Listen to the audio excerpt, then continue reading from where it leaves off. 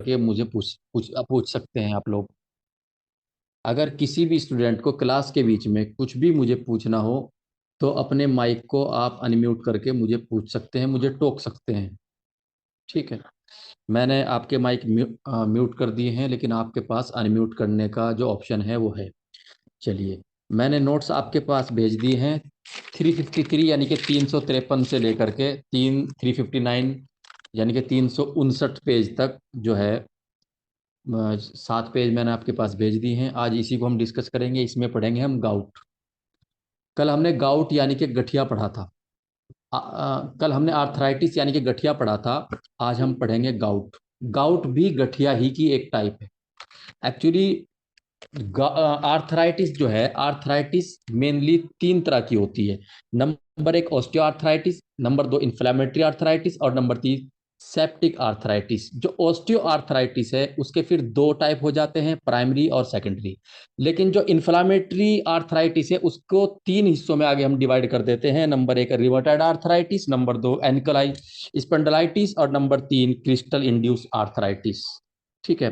तो जो crystal induced arthritis है जिसको गाउट कहते हैं, आज हम इसी को पढ़ेंगे। इसको गाउट कहते हैं और गाउटी आर्थराइटिस भी कहते हैं। यूनानी में निकरस कहते हैं। यूनानी का जो इसका नाम है वो निकरस है। और ये इन्फ्लामेटरी आर्थराइटिस की तीसरी टाइप है। जो पहली टाइप है वो रिमेटॉइड आर्थराइटिस है। जो दूसरी है एनकालोजिंग स्पॉन्डिलाइटिस, जिसके अंदर रीढ़ की हड्डियों के मोहरे जो है आपस में जुड़ जाते हैं। और तीसरी क्रिस्टल इंड्यूस आर्थराइटिस, यानी कि जिसमें यूरिक एसिड के जो क्रिस्टल होते हैं, जो कण होते हैं, महीन कण होते हैं, वो जो है जोड़ों के बीच में जमा हो जाते हैं। यानी कि यूरिक एसिड जोड़ों में जमा हो जाता है, इकट्ठा हो जाता है, जिसकी वजह से जोड़ों में दर्द रहना शुरू हो जाता है। इसको गाउट कहते हैं और यूनानी में इसका नाम निकरस है। आज हम इसको डिस्कस करेंगे, इसको पढ़ेंगे। इसको हम यूनानी भी पढ़ेंगे, एलोपैथिक यानी कि इंग्लिश ट्रीटमेंट भी पढ़ेंगे। इसको हम इसके काउज, इसकी वजह क्यों हो जाती है, इसकी निशानियां क्या क्या हैं, सब कुछ पढ़ेंगे। तो अब आइए हम शुरू करते हैं। ठीक है भाई, शुरू करें? आप लोगों की परमिशन है? ठीक है जी। यूरिक एसिड की कंसंट्रेशन यानी कि यूरिक एसिड के जमा हो जाने से ये बीमारी हो जाती है। गाउट आर्थराइटिस की ही एक किस्म है। ठीक है, लेकिन इसको गाउट कहते हैं। यूरिक एसिड प्यूरिन मेटाबॉलिज्म का फुजला यानी कि वेस्ट है या एंड प्रोडक्ट है। जो प्यूरिन मेटाबॉलिज्म है, प्यूरिन का जो मेटाबॉलिज्म होता है, जो डाइजेशन होता है प्यूरिन का, उसके बाद जो बचता है वो यूरिक एसिड बचता है। ये मॉडर्न, ये यूनानी नहीं, मॉडर्न कॉन्सेप्ट है। ये मॉडर्न कॉन्सेप्ट है। यूनानी कॉन्सेप्ट क्या है वो अब मैं अभी आपको बता रहा हूं। जो मॉडर्न कॉन्सेप्ट है, जो एलोपैथिक कॉन्सेप्ट है, वो ये है कि जो प्यूरिन का मेटाबॉलिज्म होता है शरीर के अंदर, प्यूरिन जो है वो एक तरीके से एडजस्ट होती है, हजम होती है। उसके बाद जो वहां पे कबाड़ बचता है, वेस्ट बचता है, खराब चीज बचती है, उसको यूरिक एसिड कहते हैं। अब ये जो यूरिक एसिड होता है ये क्या होता है, टट्टी और पेशाब में निकल जाता है। पेशाब में गुर्दे इसको छान करके पानी में कर देते हैं और पाखाने में ये निकल जाता है, क्योंकि ये एक वेस्ट होता है। ठीक है जी। यूरिक एसिड बॉडी में जब नॉर्मल रेंज से ज्यादा हो जाता है तो उसको यूरिसीमिया, हाइपर यूरिसीमिया कहते हैं। यूरिक एसिड यानी कि जो वेस्ट है, जो एक फुजला है, जब ये एक नॉर्मल से एक रेंज से ज्यादा हो जाता है, जहां तक शरीर इसको बर्दाश्त कर सकता है, जो इसकी नॉर्मल रेंज है, जब ये उसके ऊपर चला जाता है यानी कि हाइपर रेंज में चला जाता है, तो इसको हाइपर यूरिसीमिया कहते हैं। हाइपर यूरिसीमिया का एक सिम्टम यानी कि एक निशानी ये होती है कि जब ये जोड़ों में जमा हो जाता है तो वहां जोड़ों में दर्द होता है। ठीक है जी। इसीलिए जब भी कोई मरीज जोड़ों के दर्द की शिकायत लेकर आता है, जब भी कोई मरीज जोड़ों के दर्द की शिकायत लेकर आता है तो उसका यूरिक एसिड जरूर चेक कराया जाता है या करते हैं। खून में यूरिक एसिड के बढ़ने की 2 वजह होती है। जो खून में यूरिक एसिड बढ़ता है उसकी 2 वजह होती है। नंबर 1, यूरिक एसिड का फॉर्मेशन बढ़ जाए, यानी कि जो यूरिक एसिड बन रहा है जिस्म के अंदर, खून के अंदर यूरिक एसिड बढ़ने की 2 वजह होती है।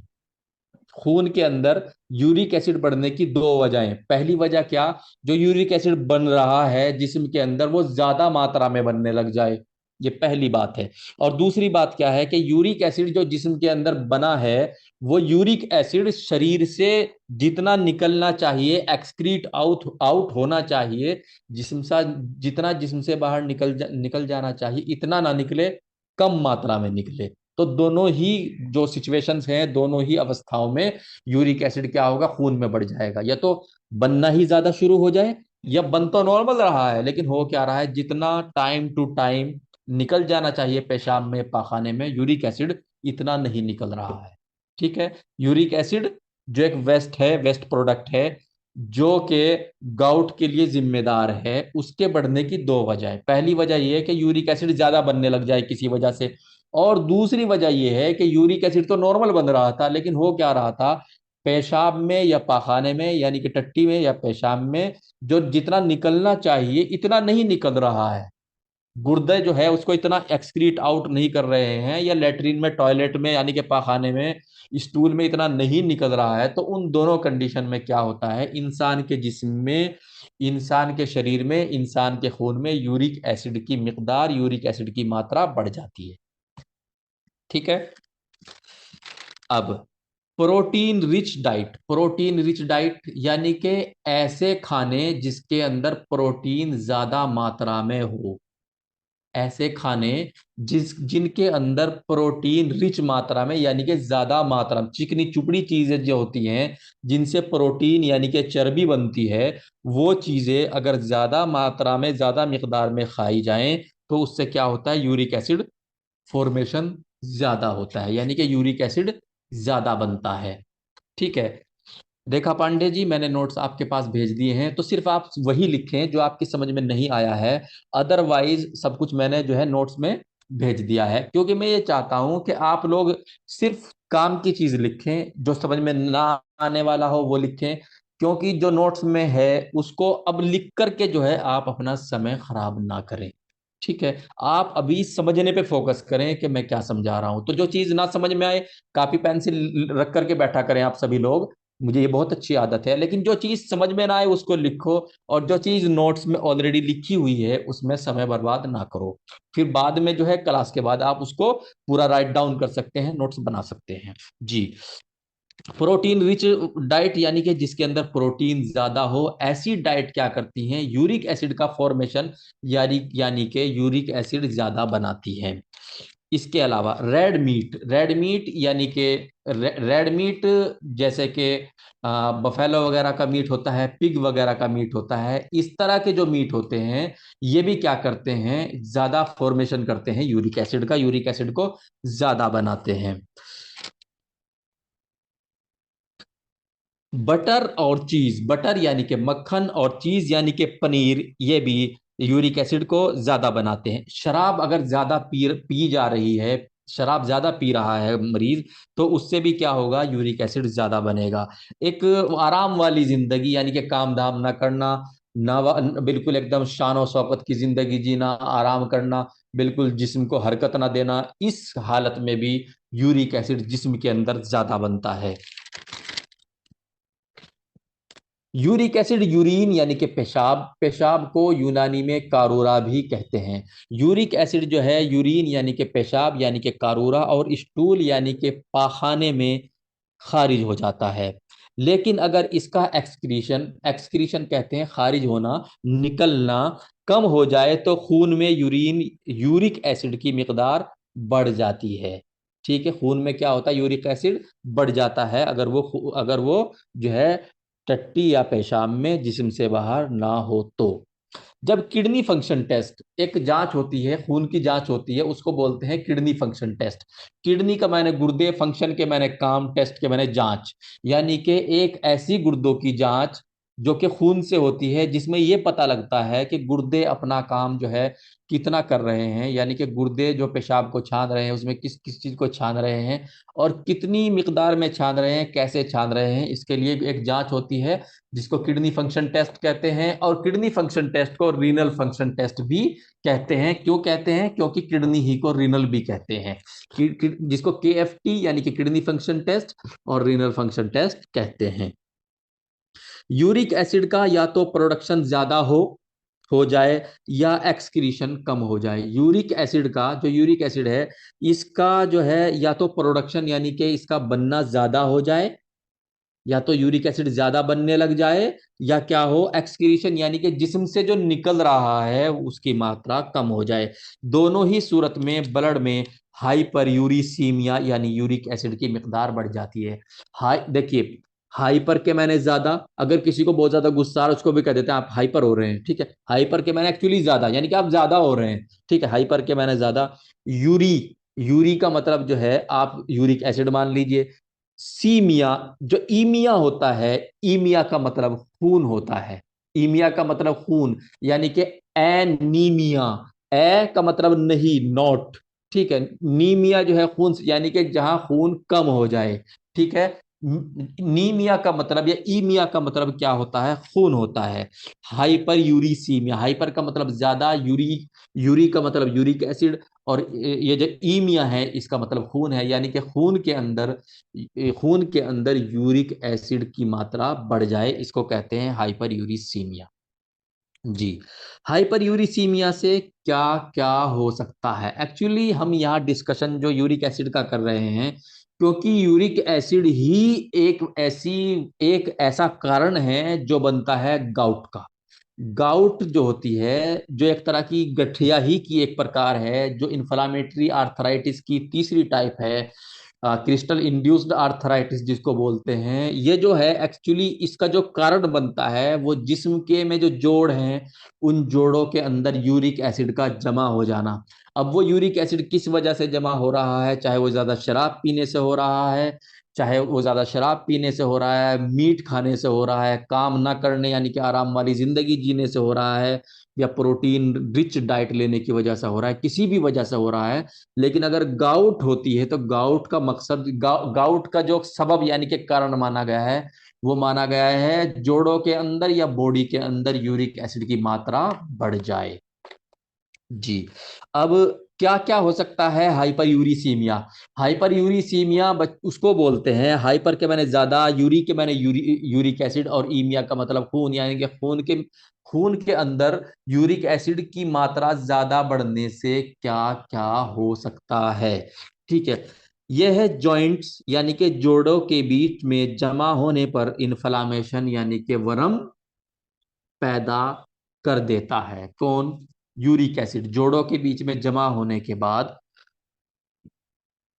इन्फ्लामेशन यानी कि सूजन वाली कंडीशन जोड़ों के अंदर पैदा कर देगी, जोड़ जो है वो सूज जाएंगे। दूसरी बात, गाउटरी आर्थराइटिस सबसे ज्यादा, ये ध्यान देने वाली बात है, ये सवाल पूछ लिया जाता है एग्जाम में, और ये सवाल आपके क्लिनिक के एतबार से भी बहुत ज्यादा है। अगर एक मरीज आ रहा है आपके पास, ठीक है, और वो कह रहा है कि मेरे मेरे पैर के अंगूठे में कई रातों से लगातार दर्द होता है, और रात को ही होता है, कई रातों से दर्द होता है, पैर के अंगूठे में के जोड़ में दर्द होता है, और रात को ही होता है, और रात के भी ज्यादातर जो आखिरी पहर यानी कि रात का आखिरी टाइम यानी कि सुबह से पहले का जो टाइम है उसमें होता है, रात के आखिरी टाइम में होता है, यानी कि सुबह से थोड़ा पहले होता है, तो बहुत बहुत अंदाजा लगाया जा सकता है कि उस मरीज को गाउट हो, ठीक है। तो क्या कह रहे हैं, गाउटी अर्थराइटिस सबसे ज्यादा पैर के अंगूठे यानी कि ग्रेटो में होती है। पैर के अंगूठे को ग्रेटो ग्रेटो बोलते हैं। जी। अब जो अतिब्बा हुए हैं, जो हुक्मा हुए हैं, जो फलसफी हुए हैं, उनके तीन अलग अलग कथन हैं। क्या क्या कहा है उन्होंने गाउट के बारे में, उसको थोड़ा पढ़ लेते हैं, क्योंकि ये जो उनके कथन हैं, ये जो उनके वाक्य हैं जो उन्होंने बोले हैं, अपनी किताबों में लिखे हैं, ये कई परीक्षाओं में, कई एग्जाम्स में पूछे गए हैं। तो ये जो है इनको आप लोग जो है बहुत जरा गौर से सुनिएगा, समझिएगा, और अपने जहनों में बिठा लीजिएगा। अच्छा तो ये है कि जब मैं पढ़ा रहा हूँ यही आपको पढ़ते पढ़ते याद हो जाना चाहिए। एक बार रिकॉर्डिंग देख के तो मोहर लग जानी चाहिए कि अब पक्का याद हो गया है। तो पूरी प्रेजेंटेशन से पूरी एकाग्रता से बैठिए, ठीक है, ताकि मुझे पढ़ाने में मजा आए, आपको पढ़ने में मजा आए। जी। कथन नंबर एक, यानी कि पहली बात क्या है, पहली बात क्या है, निकरस यानी कि गाउट। इन टर्मिनोलॉजीज को भी आप ध्यान रखना। निकरस यानी कि गाउट किससे बना है, अनकरूस से बना है। अनकरूस किसको कहते हैं? पैर के अंगूठे को बोलते हैं, ठीक है। अनकरूस के मायने अंगूठे के होते हैं।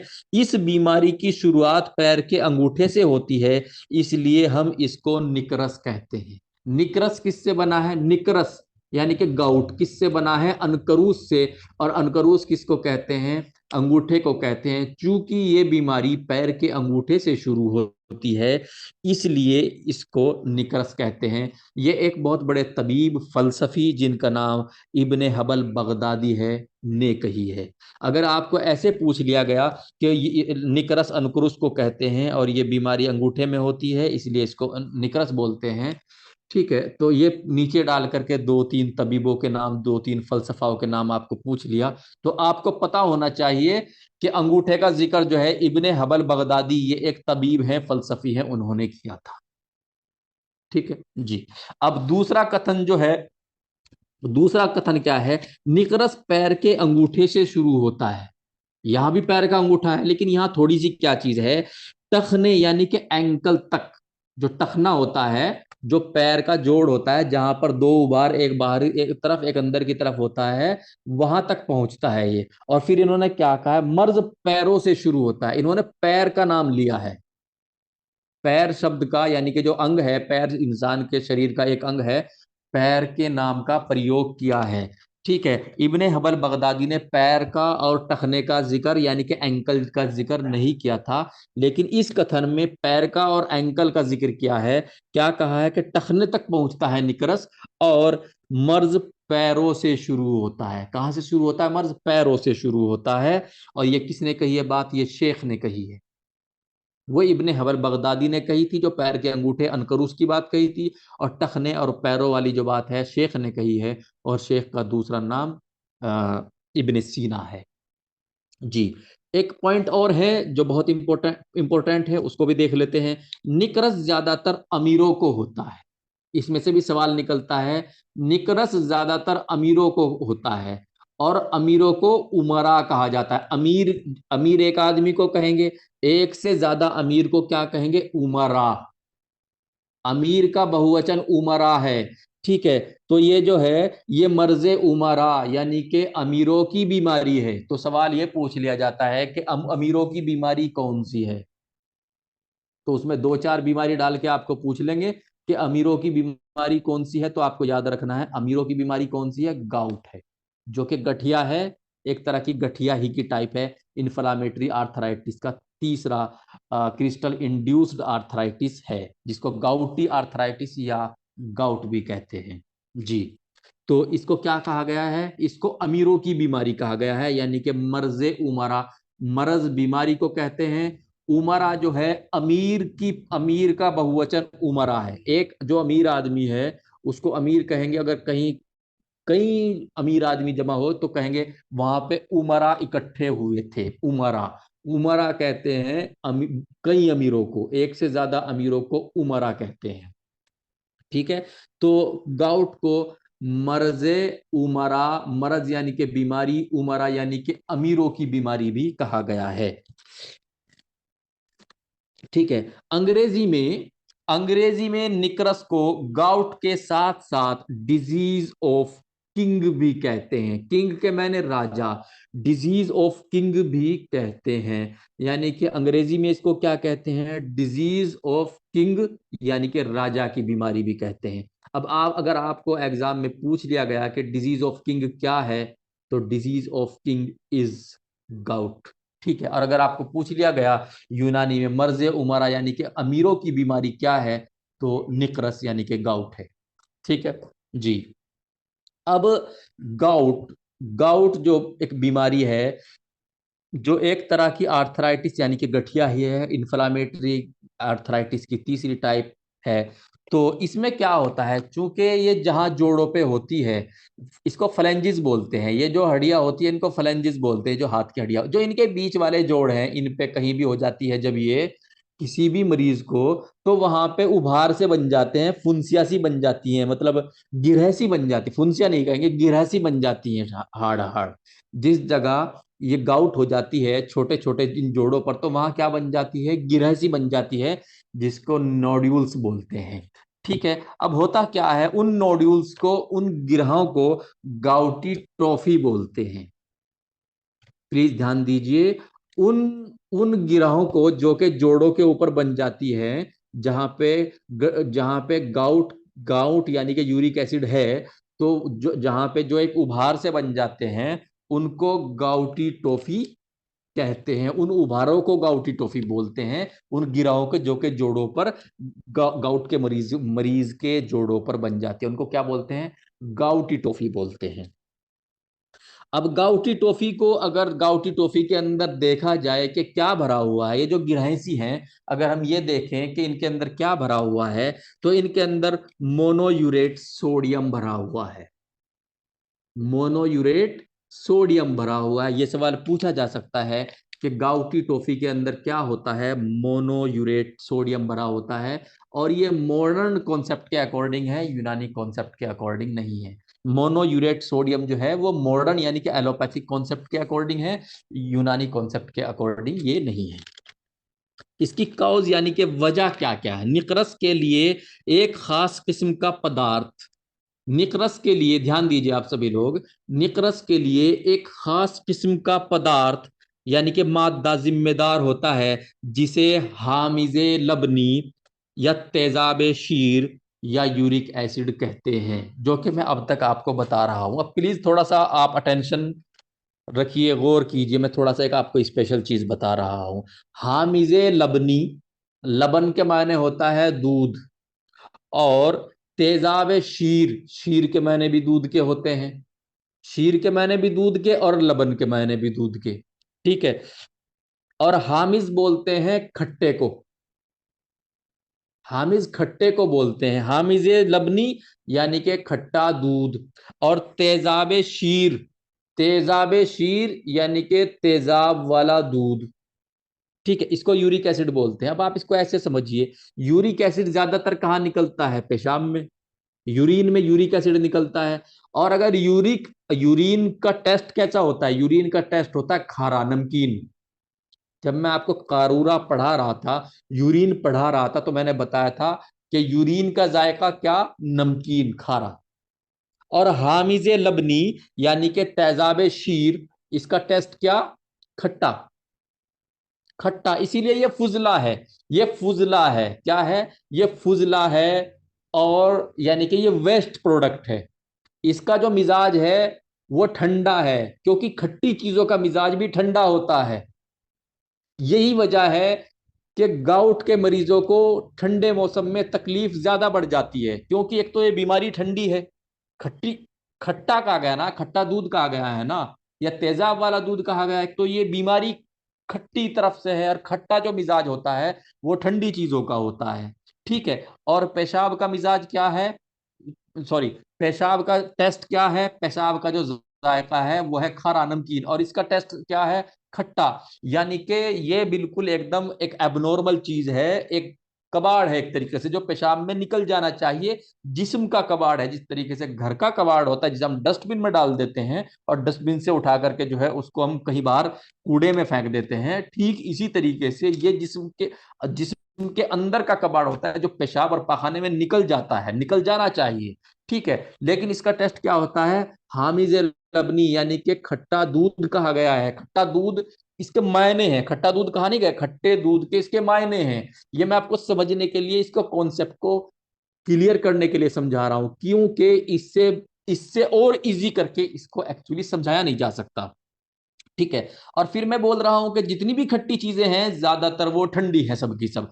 तो इसीलिए चूंकि ये बीमारी बलगमी होती है, बलगम का मिजाज भी ठंडा होता है, बलगम का मिजाज भी ठंडा होता है, और ठंड के मौसम में चूंकि बीमारी भी ठंडी है, तो बीमारी क्या हो जाएगी, अपना असर ज्यादा दिखाएगी, तकलीफ ज्यादा होगी।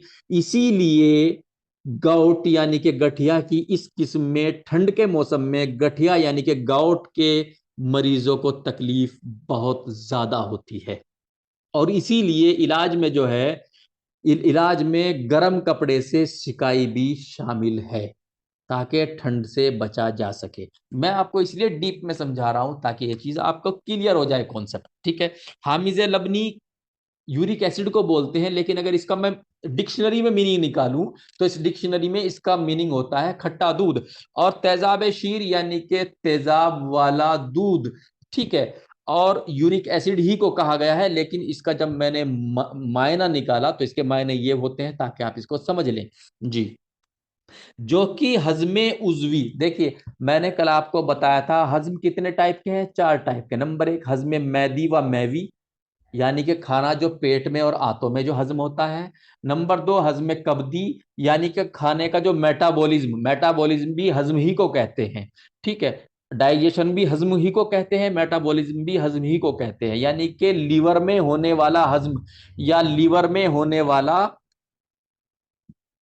या लीवर में होने वाला हजम, या लीवर में होने वाला मेटाबॉलिज्म, ठीक है। उसके बाद क्या कहते हैं, हजमे उरूकी, उरूक बोलते हैं वेसल्स को, नसों को, रगों को, जिसके अंदर जो है खिलते दौड़ रही हैं, जो कि लीवर ने बनाई हैं। जब उनके अंदर मेटाबॉलिज्म होगा, जब उनके अंदर जो है डाइजेशन होगा, जब उनके अंदर हजम होगा, तो उसको हजमे उरूकी बोलते हैं, वेसल्स में, रगों में। उसके बाद जो चौथा हजम होता है, जो चौथा चौथा मेटाबॉलिज्म होता है, वो होता है उजू में, यानी कि इंसान के ऑर्गन्स में। लीवर के बाद कहा गई, जो हजम होके जो जो काम की चीज थी वो कहा गई उरूक में, यानी कि रगों में। और रगों के वो बाद कहा गई, वो रगों के बाद पहुंच गई बॉडी के अलग अलग ऑर्गन्स में, उजू में।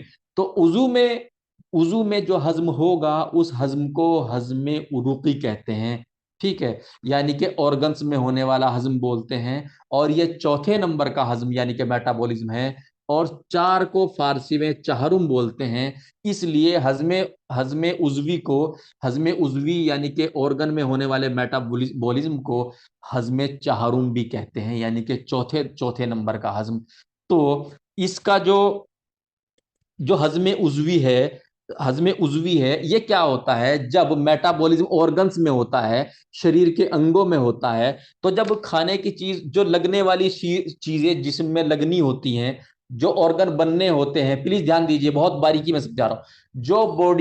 जो बॉडी बननी होती है वो बन जाती है, लेकिन वो चीजें जिनसे बॉडी नहीं बननी होती, एक तरीके से कबाड़ होता है, वो क्या होता है, वो फिर आगे टट्टी पेशाब के लिए निकल जाता है, वो वेस्ट होता है, और वो यूरिक एसिड होता है। हजमे उजवी, हजमे उजवी यानी कि जब ऑर्गन में मेटाबॉलिज्म होता है, तो जो वहां पे जो fat, protein, carbohydrate, minerals, vitamin जो मिलने होते हैं बॉडी को, मिल जाते हैं, बॉडी उससे ग्रो कर जाती है, डेवलप कर जाती है, बढ़ जाती है, ठीक है, ताकत ले लेती है, कैलोरी ले लेती है। लेकिन जो वहां पे बचता है, यूनानी कॉन्सेप्ट के मुताबिक जो वहां पे बचता है, उसको यूरिक एसिड बोलते हैं। यानी कि हजमे उजवी या हजमे चहारुम का फुजला यानी कि वेस्ट क्या है, यूरिक एसिड है। ये यूनानी कॉन्सेप्ट है। और मॉडर्न कॉन्सेप्ट ये है कि प्यूरिन मेटाबॉलिज्म के बाद जो वेस्ट बचता है, वो मॉडर्न कॉन्सेप्ट, प्यूरिन मेटाबॉलिज्म के बाद जो वेस्ट बचता है उसको यूरिक एसिड बोलते हैं। और ये दोनों ही सवाल आ सकते हैं, और आपको वहां ये लिख करके नहीं देगा एग्जामिनर के मैं मॉडर्न के हिसाब से पूछ रहा हूं या यूनानी के। बस आपको ये ध्यान रखना है, अगर आपको लगे प्यूरिन मेटाबॉलिज्म, तो अगर प्यूरिन का, प्यूरिन क्योंकि प्यूरिन यूनानी में नहीं है, तो समझ लेना एलोपैथिक से पूछा है। और अगर हजमे उजवी पूछे, तो हजमे उजवी जो है वो मॉडर्न में नहीं है, तो समझ लेना यूनानी से पूछा है। अगर हजमे उजवी कहे, तो चौथा जो हजम है, जो फोर्थ नंबर का जो मेटाबॉलिज्म है, उसका जिक्र हो रहा है। और अगर प्यूरिन का जिक्र हो रहा है, तो आप समझ लेना कि ये मॉडर्न से पूछा गया है। अगर प्यूरिन का पूछा जाए, तो प्यूरिन के हिसाब से जवाब देना। और अगर हजमे उजवी के, हजमे चहारुम के हिसाब से पूछ रहा है, तो समझ जाना कि यूनानी के हिसाब से पूछ रहा है। आपको जैसे पूछे ऐसे जवाब दे करके उस क्वेश्चन को हल कर देना। अब क्या है, इसमें ज्यादातर शदीद दर्द यानी कि बहुत तेज दर्द होता है। तेज दर्द पैदा होने की 3 वजहें हैं। यानी कि ये जो गाउट है, गाउट में तेज दर्द होता है। तेज दर्द क्यों होता है, उसकी पहली वजह क्या है, जोड़ों में फैलने और सिकुड़ने की जगह कम होती है, जिससे तनाव कम और दर्द ज्यादा होता है। जोड़ों के बीच जगह कम होना, यानी कि देखिए, जो जोड़ होते हैं, मान लीजिए आप घुटने के जोड़ को समझ लीजिए। अब जो घुटने की जोड़ है, ऊपर क्या आ रहा है, ऊपर से एक बड़ी हड्डी आ रही है, जो जिस्म की सबसे बड़ी हड्डी है, जिसको फीमर बोलते हैं, यूनानी में अज़्म फ़ख़्ज़ बोलते हैं। और नीचे से 2 हड्डियां जा रही हैं, टीबिया और फिबुला, और घुटने पर पे आकर के मिल गई। और एक सामने जो है ठीक है। एक एक सामने हड्डी होती है, ठीक है, पटेला, सामने जो हड्डी होती है घुटने पे जो चबनी सी होती है ना, ऊपर नीचे चलती है, उसको पटेला बोलते हैं। तो पटेला को थोड़ी देर के लिए छोड़ दीजिए, क्योंकि पटेला का जो है कोई ज्यादा वर्क, ज्यादा काम नहीं है घुटने में। अगर पटेला को निकाल दिया जाए तब भी आदमी चल फिर सकता है। ठीक है, कई बार जब एक्सीडेंट वगैरह हो जाता है किसी का, और पटेला को, ये जो घुटने के सामने हड्डी होती है, इसको निकाल देते हैं, तब भी मरीज जो है वो कुछ दिन फिजियोथेरेपी वगैरह करने के बाद नॉर्मली चल लेता है। तो फिलहाल इसमें जो मेन रोल अदा करते हैं वो फीमर करती है, टिबिया और फिबुला करती है। तो ये जो हड्डियां हैं, इन हड्डियों के बीच में जो जोड़ है, तो जोड़ को एक जो है टेंडन, लिगामेंट वगैरह, मसल्स वगैरह जो है उसको कवर करते हैं। तो चूंकि उसको साइनिवल कैविटी बोलते हैं, साइनिवल कैविटी बोलते हैं, यानी कि जोड़ की कैविटी, यानी कि जोड़ का खोखलापन, जिसके अंदर हड्डियां हैं, साइनोवियल फ्लूइड है, और वेसल्स हैं, नर्व्स हैं, सब कुछ है। ठीक है, तो चूंकि ये जो जोड़ होते हैं ये बहुत सख्त होते हैं। इसे जोड़ मान लीजिए आप, इसके अंदर हड्डियां हैं जो मिल रही हैं, एक हड्डी ऊपर से आ रही है, एक दो नीचे से आ रही है, इसको आप घुटने का जोड़ मान लो। तो इसमें इतनी जगह नहीं होती कि ये फूल जाए एकदम। ये, अगर ये इतना इतना नरम हो तो फिर तो घुटना कभी भी यूं मुड़ जाएगा, घुटना मुड़ जाएगा ना फिर तो, चूंकि ये सख्त चीज होती है। और इसमें जब यूरिक एसिड इकट्ठा होता है जोड़ में, तो इतनी आसानी से नहीं ये चौड़ी हो जाती है एकदम के घुटना फूल के जो है एकदम कुप्पा हो गया, ऐसा नहीं होता। ठीक है, होता क्या है एक्चुअली, ये बहुत टफ, यानी कि जो मसल्स होती है यहाँ पे, जो लिगामेंट और टेंडन्स होते हैं, वो बहुत टाइट बने होते हैं। तो जब उसमें यूरिक एसिड जमा होता है, तो यूरिक एसिड होने पर जो है, चूंकि उसे जगह नहीं मिलती, तो तकलीफ मरीज को बहुत ज्यादा होती है। फैलने की जगह नहीं होती ज्यादा, इसलिए मरीज को तकलीफ ज्यादा होती है। दूसरे क्या होता है, छोटे जोड़ यानी कि जो स्मॉल जॉइंट है, जो उंगलियों वगैरह के जॉइंट है, ये बहुत ज्यादा महसूस महसूस क्या करते हैं, ये बहुत ज्यादा महसूस होती है, इनमें कोई भी चीज महसूस होते हैं। इसलिए जब बच्चे प्राइमरी वगैरह स्कूल में पढ़ते हैं, तो क्या करते हैं कि मास्टर जो है वो, जो अगर कम्मच वगैरह, डंडी वगैरह मारते हैं ना, तो कई बार ये कहते हैं कि उल्टा हाथ कर, ताकि उल्टे हाथ पे चूंकि चोट ज्यादा लगती है। क्यों कहते हैं? ताकि बच्चा डरे और पढ़ाई करे। ठीक है, अब तो खैर मार पटाई का दौर खत्म हो गया है। हमारे टाइम पे जो है अच्छी अच्छी मरम्मत होती थी स्कूलों स्कूलों में। ठीक है, और मास्टर लोग जो है वो खूब अच्छे तरीके से कूटते थे। अब तो ये जो मतलब एक ट्रेंड है, ये खत्म हो गया है। छोटे जोड़ जो है, स्मॉल जॉइंट जो हैं, वो, उनके अंदर महसूस ज्यादा होता है, महसूस करने की जो मतलब एक सेंसेशन होती है, ज्यादा होता है। इसीलिए जब जब हाथ के उल्टी तरफ कोई चीज मारी जाती है, तो महसूस ज्यादा हो, तकलीफ ज्यादा होता है। इसीलिए जब यूरिक एसिड इन छोटे जोड़ों में जमा होता है, तो यहाँ की सेंसेशन चूंकि ज्यादा होती है, यहाँ कोई भी चीज महसूस ज्यादा होती है, इसलिए इसलिए क्या होता है, यहाँ दर्द ज्यादा होता है। पहली वजह क्योंकि यहाँ फैलने की ज्यादा जगह नहीं होती। दूसरी वजह, यहाँ सेंसेशन ज्यादा, महसूस ज्यादा होता है, इसलिए दर्द ज्यादा होता है। अब तीसरी चीज क्या है, निकरस यानी कि गाउट के बारे में। हाँ, हामिजे बोली, हामिजे लबनी एक ही चीज है।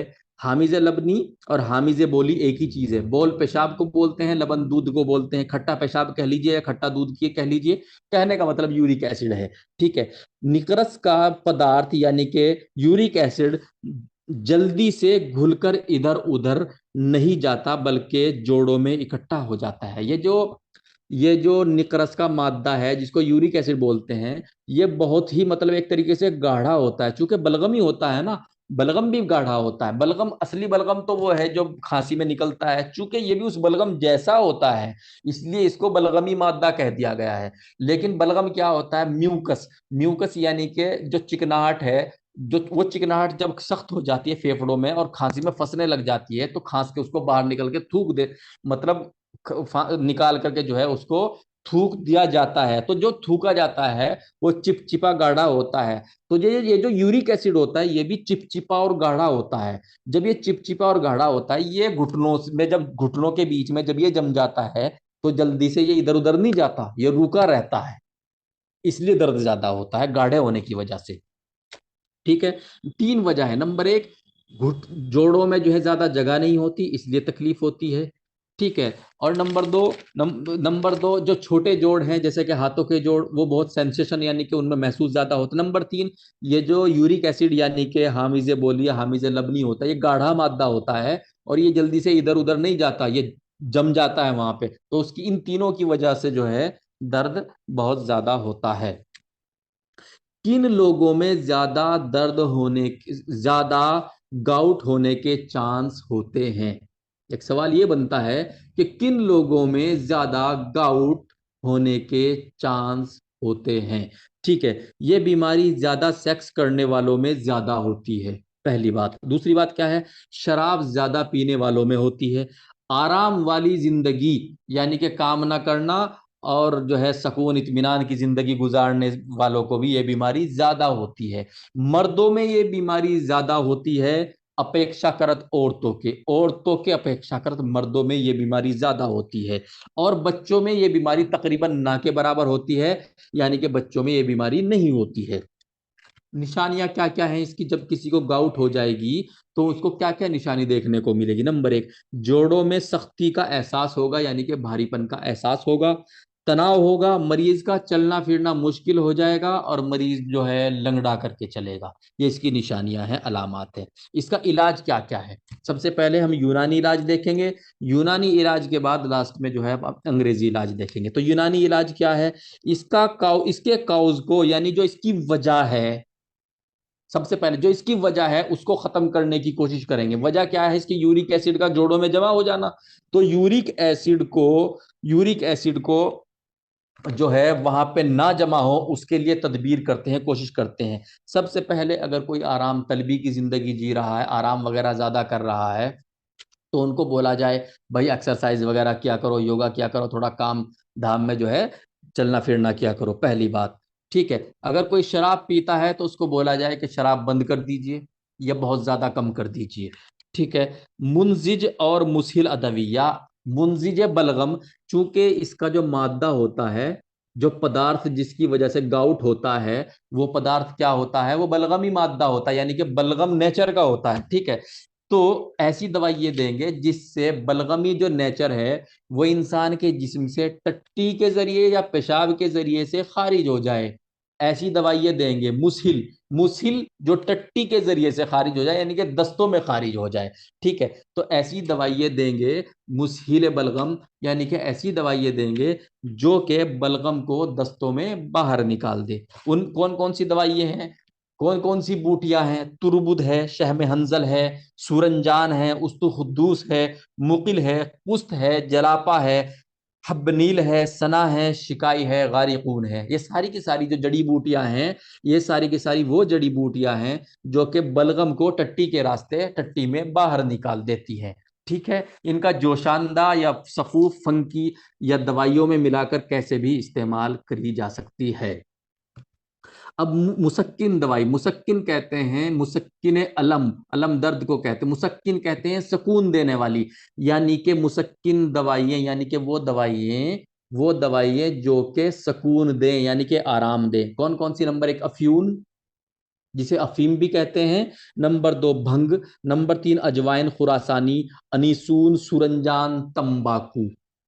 ठीक है, ये सब जो है ये किताबों में, यूनानी किताबों में मुसक्किन अलम यानी कि दर्दों को रोकने वाली दवाइयों के तौर पर लिखी हुई हैं। जी, अब क्या होता है, मुहल्लिलात अदविया, यानी कि जो इसको घोल दे, जो बलगमी मादा यानी कि यूरिक एसिड जमा हो गया है जोड़ों में, उसको घोल दे। फिर क्या होता है, कुछ दवाइयाँ ऐसी हैं जो कि चटनियां हैं, गोलियां हैं, बनी बनाई हैं, अलग अलग कंपनियां बनाती है। हमदर्द बनाती है, रैक्स बनाती है, मैक्स बनाती है, शम्मा अलीगढ़ वालों की बनाती है, और बहुत सी कंपनियां बनाती हैं। ठीक है, तो उनका क्या है, वो जो है अलग अलग नुस्खे के एतबार से अलग अलग दवाइयां तैयार कर रही हैं। उनमें क्या है, हब्बे सूरंजान नंबर एक, नंबर एक हब्बे सूरंजान जो है गाउट की नंबर एक दवाई है। फिर माजून चौबचीनी, ये माजून है, चटनी है। हब्बे मुकिल, हब्बे मुकिल जो है बवासीर में भी देते हैं और गाउट यानी कि गठिया में भी देते हैं, दोनों जगह काम करती है। हब्बे असगंध, हब्बे असगंध जो है ये भी बहुत ज्यादा फायदेमंद है, फायदा पहुंचाने वाली है।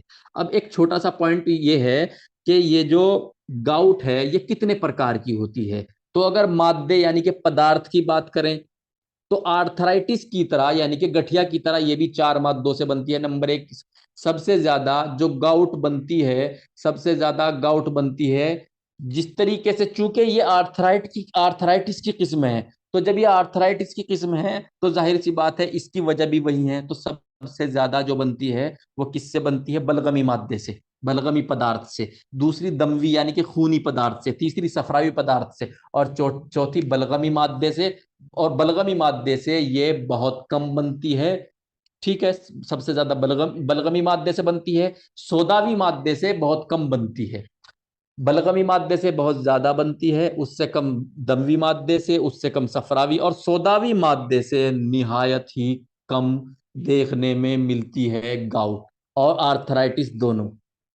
दोनों तरह की गठिया, चाहे वो गठिया आर्थराइटिस है, चाहे वो गठिया जो है यूरिक एसिड वाली यानी कि गाउट है, ठीक है, दोनों ही तरह की गठियाओं में जो है सोदावी जो गठिया है वो सबसे कम मिलती है, और बलगमी गठिया जो है वो सबसे ज्यादा मिलती है।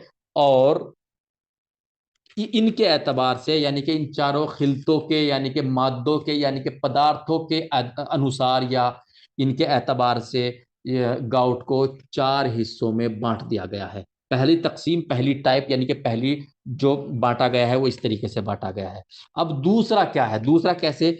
आज़ा को प्रभावित करने के हिसाब से इसकी दो किस्में हैं। यानी कि ये जो यूरिक एसिड है ये किस किस ऑर्गन को, जिस्म के हिस्से को प्रभावित कर रहा है यानी कि अपना असर डाल रहा है, उसके हिसाब से उसके हिसाब से गाउट दो तरह की है। देखिए, जो असब यानी कि जो नर्व हैं, जो न्यूरॉन्स हैं, जो दिमाग में से सेंसेशन लेके, दिमाग को सेंसेशन लेके जाती है और वहां से मोटर यानी कि एक्शन लेकर के आती है, मैसेज लेकर के आती है, यानी कि जो महसूस करने वाली पावर है, महसूस करने वाली पावर के हिसाब से क्या होता है, निकरसे असबी, असब कहते हैं नर्व को, यानी कि आसाब यानी कि न्यूरॉन्स यानी कि प्रभावित हो जाएं, यानी कि इंसान के शरीर में जो नर्व हैं वो प्रभावित हो जाएं।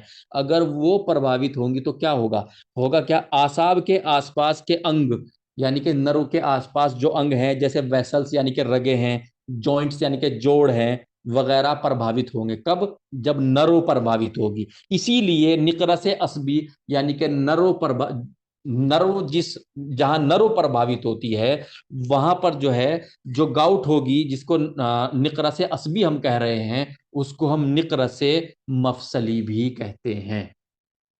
निकरा से असबी यानी कि नर्व को प्रभावित करने वाली जो गाउट होती है उसको निकरा से मफसली यानी कि जोड़ों को प्रभावित करने वाली गाउट भी कहते हैं। यानी कि जो गाउट नर्वस सिस्टम को प्रभावित कर रही है, वो गाउट जो है जोड़ों को भी प्रभावित करने वाली कहलाती है।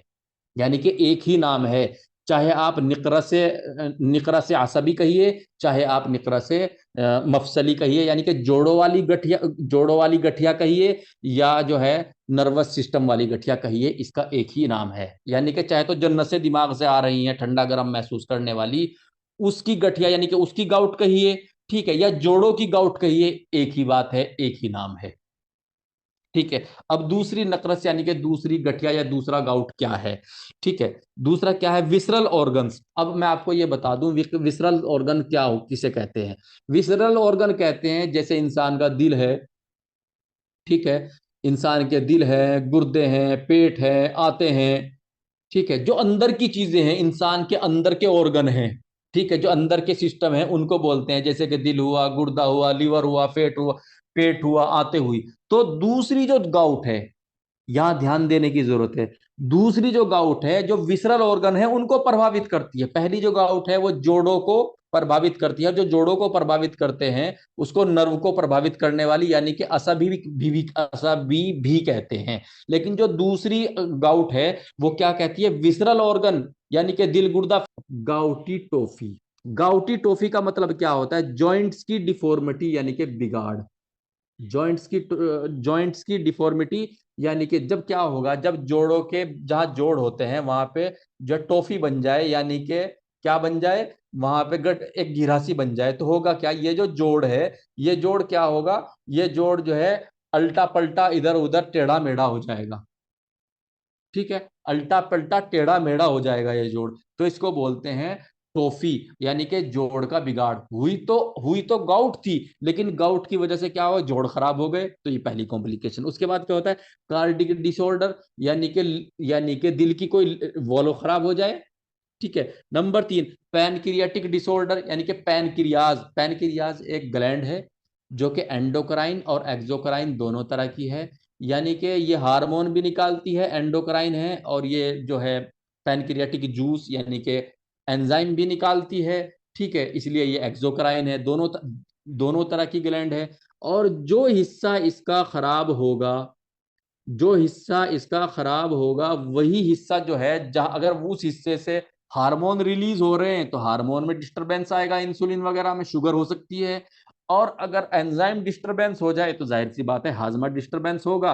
और जो फैट फैट को जो मतलब मेटाबोलाइज करता है, वो पैनक्रियाटिक जूस करता है, वो नहीं होगी, सारा बिगाड़ हो जाएगा।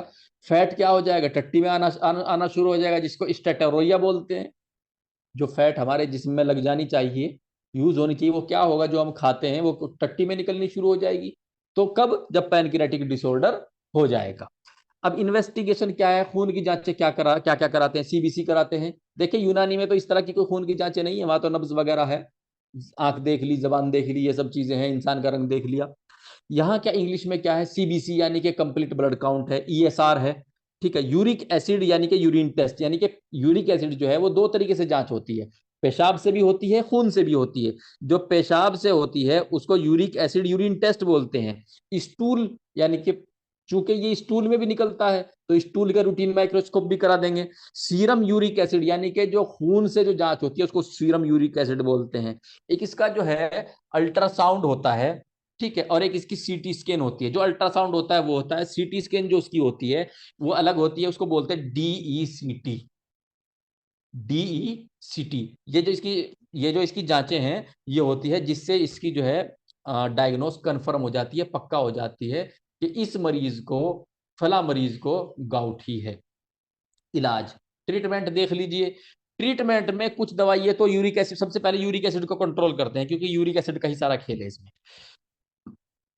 तो यूरिक एसिड को दो तीन तरह की दवाइयां चलाती हैं। एक तो दवाई ऐसी चलाते हैं जिससे यूरिक एसिड जो है, यूरिक एसिड कम पैदा हो। ठीक है। दूसरी दवाई ऐसी होती है कि यूरिक एसिड जो है पैदा जितना हो रहा है हो जाए, यूरिक एसिड ब्रेक डाउन होने लग जाए, टूटने लग जाए। और तीसरी दवाई ऐसी होती हैं जो यूरिक एसिड को जल्दी जल्दी पेशाब पाखाने में निकालने लग जाए, ताकि तीनों का मकसद एक ही है, चाहे तो बनना कम शुरू हो जाए उससे भी कम हो जाएगा, या पेशाब पाखाने में ज्यादा निकले तो उससे भी यूरिक एसिड कम हो जाएगा। और तीसरा क्या, अगर जल्दी जल्दी यूरिक एसिड टूटने लग जाए, खत्म होने लग जाए, तो उससे भी यूरिक एसिड कम हो जाएगा। जब यूरिक एसिड कम होगा तो गाउट खत्म हो जाएगी, आराम आराम से कम हो जाएगी। तो सबसे पहले जो कम करने वाला है उसको बोलते हैं यूरिक एसिड रिड्यूसर। वो कौन सी है, एल्यूपिरिनोल और फबेक्सिस्टेट। ये दो साल्ट हैं इंग्लिश में, ये क्या करते हैं, ये दोनों साल्ट जो है ये यूरिक एसिड को रिड्यूस करते हैं, नीचे की तरफ को लेके आते हैं। उसके बाद क्या है, यूरिक एसिड को कंट्रोल करने के लिए लेजिनुराल है, और यूरिक एसिड को तोड़ने के लिए पैग्लोटिकेस है। यूरिक एसिड को ब्रेक डाउन करने के लिए पैगलोटी केस है। अब एक दवाई होती है जिसको बोलते हैं गुर्दों से यूरिक एसिड को बाहर निकालने वाली, प्रोबेनासिड। मतलब बन रहा है, जितना बन रहा है ठीक है, लेकिन बाहर निकालने के लिए क्या है, प्रोबेनासिड है। इसमें विटामिन सी भी मरीज को देते हैं, विटामिन सी, एस्कोर्बिक एसिड, जो कि मैंने आपको पढ़ाया था प्रिवेंटिव एंड सोशल मेडिसिन में, तहफ़्फ़ुज़ व समाजिती में। एस्कोर्बिक एसिड पानी पानी में घुलनशील विटामिन है, विटामिन सी, वो भी इसमें दे देते हैं, जिससे कि मरीज को जो है आराम मिलता है। NSAID, non steroid anti inflammatory drug, यानी कि ऐसी दवाइयां जो स्टेरॉइड नहीं है, लेकिन लेकिन एंटी इंफ्लामेटरी यानी कि सूजन को फिर भी कम करती है। NSAID, non steroid anti inflammatory drug. ठीक है। क्योंकि स्टेरॉइड से भी, स्टेरॉइड जो होते हैं वो भी एंटी इंफ्लामेटरी होते हैं, लेकिन नॉन स्टेरॉइड यानी कि बगैर स्टेरॉइड के, स्टेरॉइड नहीं है लेकिन फिर भी एंटी इंफ्लामेटरी है। ठीक है। कौन कौन सी, आइबुप्रोफेन, नेपेरोक्सेन। और इसके अंदर जिसका एक बहुत जबरदस्त रिजल्ट है, बहुत ज्यादा अच्छे तरीके से एंटी इंफ्लामेटरी है, सूजन को बहुत अच्छे से रोकती है और दर्द को भी रोकती है, वो है इंडोमिथासिन। इंडोमेथासिन। वैसे तो नेप्रोक्सेन का रिजल्ट भी बहुत हाई फाई है, बहुत अच्छे से रोकती है, लेकिन इंडोमेथासिन जो है वो उससे भी हाई फाई काम करती है। एक होती है कोल्चिसिन। कोल्चिसिन क्या करती है, ये इन्फ्लामेशन यानी सूजन को कम करती है। और स्टेरॉइड भी दे सकते हैं, प्रिडनिसोलोन दे सकते हैं, मेथिलप्रिडनिसोलोन दे सकते हैं, लेकिन स्टेरॉइड थेरेपी जो है वो स्टेरॉइड थेरेपी आम जिंदगी में नहीं लेनी चाहिए। अब जैसे नजला खांसी वगैरह में भी देते हैं, वो चीज गलत है, ठीक है। लेकिन चूंकि यहाँ ट्रीटमेंट का हिस्सा है तो यहाँ दिया जा सकता है। जी। परहेज, परहेज क्या क्या है देखिए, इस बीमारी में क्या क्या नहीं खाना चाहिए। नंबर एक, शुगर यानी कि मीठी चीजों से बचना चाहिए। ठीक है। ड्रिंक्स यानी कि कोल्ड ड्रिंक जितनी भी आती हैं नहीं पीनी चाहिए। कोल्ड ड्रिंक जो है, चूंकि कोल्ड ड्रिंक क्या पैदा करती हैं, गठिया पैदा करती हैं। कोल्ड ड्रिंक में क्या होता है, कोल्ड कोल्ड ड्रिंक से क्या होता है, यूरिक एसिड फॉर्मेशन ज्यादा होता है। कोल्ड ड्रिंक्स नहीं पीनी चाहिए। ठीक है। मरी जो मेहमान आए उसको चाय पिलाया करो। उसके बाद, ठीक है, चाय भी फीकी। उसके बाद अल्कोहल, शराब नहीं पीनी चाहिए। मरीज को बोलना है कि शराब नहीं पीनी है। बियर तो बिल्कुल भी नहीं पीनी है, वो शराब से भी ज्यादा नुकसान देती है। इसमें मीट मीट वगैरह का सेवन नहीं करना चाहिए, और करना है तो बहुत कम करना चाहिए। उसके बाद क्या खाना चाहिए, फिर ये भी तो है कि क्या खाना चाहिए। भाई डॉक्टर साहब ने सारी चीजें रोक दी। कई बार मरीज ये भी तो कह देता है, भाई डॉक्टर साहब तो सही नहीं है इनका हिसाब, ये तो सारी चीजें रोकते हैं, तो उन्हें ये भी बताओ क्या खाना है। तो खाना क्या, फल खाने हैं, हरी सब्जियां खाना है, अंकुरित दालें यानी कि जो अंकुरित हो जाए वो दालें खा, अंकुरित अनाज दालें वगैरह खानी है, सलाद वगैरह खानी है। ठीक है। एक लीन मीट एंड पोल्ट्री यानी कि चिकन का जो मीट है, मुर्गे का जो मीट है वो खाया जा सकता है, थोड़ा, ज्यादा नहीं। कॉफी पी जा सकती है। फिश यानी कि मछली का मीट खाया जा सकता है। ये सारी चीजें खाई जा सकती हैं। अब किसी को भी इसमें, इस आज के इस लेसन में कुछ भी पूछना हो, वो जो है अनम्यूट करके मुझे पूछ सकते हैं। मैं रिकॉर्डिंग रोक रहा हूँ, स्टॉप कर रहा हूँ।